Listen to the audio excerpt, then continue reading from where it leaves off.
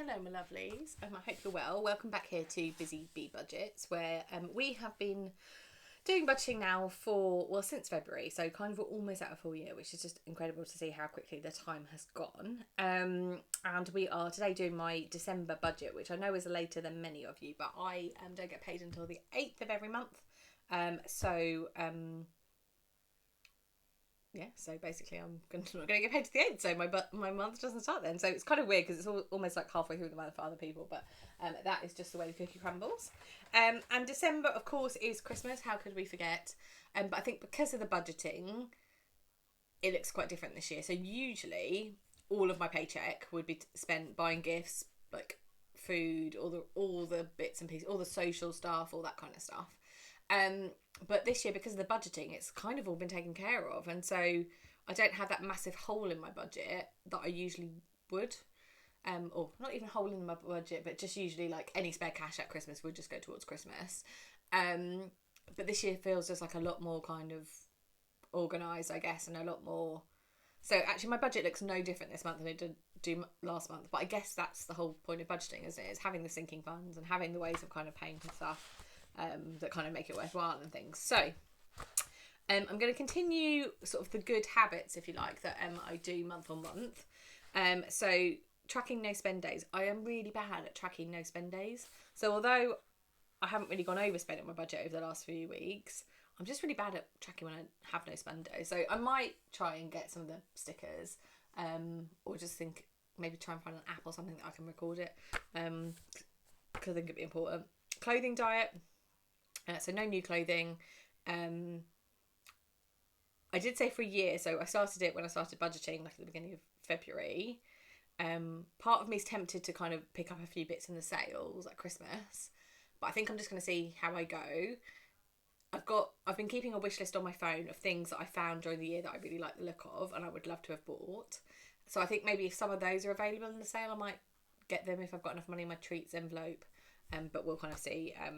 Their beauty diet, I've been focusing on using what I have and only replacing stuff that I use up. So things like foundation, things that I use all the time, replacing those, but not buying stuff because I like it. So this time of year for me, it'd always be like new nail varnish, new lipstick, whatever. Haven't done any of that. I have quite a classic look in my makeup. I wear essentially the same makeup over and over, and that's fine. That kind of works for me. So.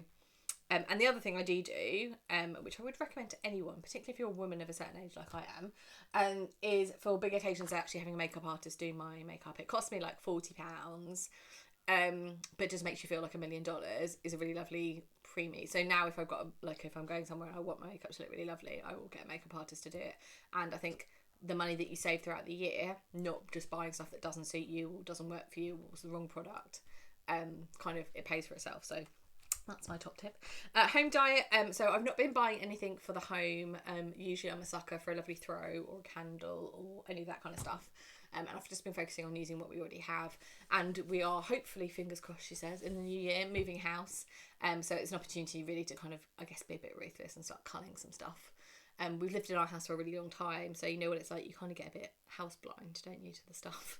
And now we're all having to have removal firms around and start quoting. It's all getting a bit real. So that's all good. And then Xmas food budget. So I have got £110 left in my food budget for the Xmas or the Christmas food shop. So I've been buying bits and pieces here and there, like, mince pies. I've made my Christmas cake. I make Christmas mince pie ice cream, which is delicious. And that's in the freezer. So I've kind of got all that sort of stuff.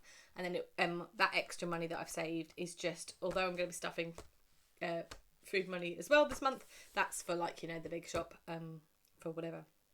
My husband and I husband's veggie, so he doesn't eat meat, obviously, because that's what vegetarian is, but we haven't decided what we're having Christmas Day. It's just the two of us, so like a roast is always a bit OTT, so we'll see what we do, but we'll get some nice bits in.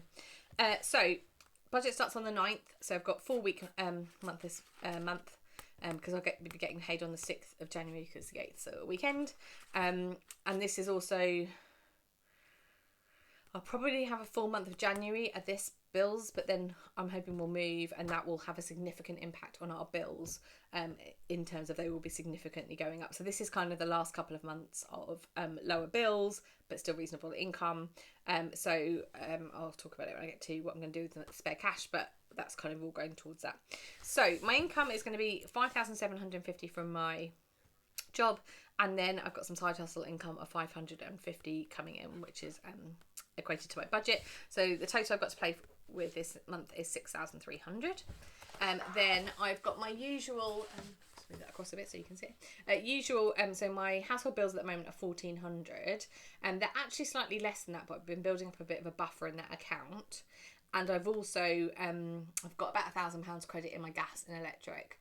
So I'm thinking again when we move that I will ask for that back, and it may well get a new provider when we get to the new house. But that will kind of come back. So again, that will kind of, I'm scrivening away different pockets of money at the moment, just so that when we need them, it's there. I've got various subscriptions which amount to £30. I've got car tax of 12, and this is one of the things that next year I would like to sinking fund stuff for, so that I'm not paying monthly for it. And then loan, this will probably be the last payment of the loan this month at 750. I think there might be one more balancing payment in January, but we'll see. And that's my masters, which pays all of that off. So my fixed bills this month are 2,220. So 6,300 minus that gives me 4,100 to carry forward. And then what I've decided to do is keep my spending, these are my variable funds anyway, keep my variable funds to £1,000. So I'm going to be stuffing usual £100 a week in food, £100 a month in fuel, £100 a month in self-care, £100 in social, miscellaneous gets £10 a week, spends is going to get £100, giving gets £10 a week, and fitness is going to get £100. But what I would probably expect is that I'll probably be moving some of these categories around. I've got quite a lot of social stuff, as you'd expect for Christmas, but actually a lot of it I've either prepaid for or have to pay for. So like my work's Christmas party is all paid for. I've got a Christmas fair in there, but I've already paid for that. So it would just be like, I guess, drinks and food and stuff at these places. But sometimes I actually find December's not that big a spend month for me, because kind of the world shuts down for a couple of weeks and we spend a couple of weeks hibernating at home, which will be lovely and also much needed to sort of get stuff ready for the move. I'm hoping it actually won't be too expensive, but we'll kind of see what happens. Yeah, so that's kind of what I'll be stuffing in December. So up to £1,000 is my variable spending, which brings me 3,100.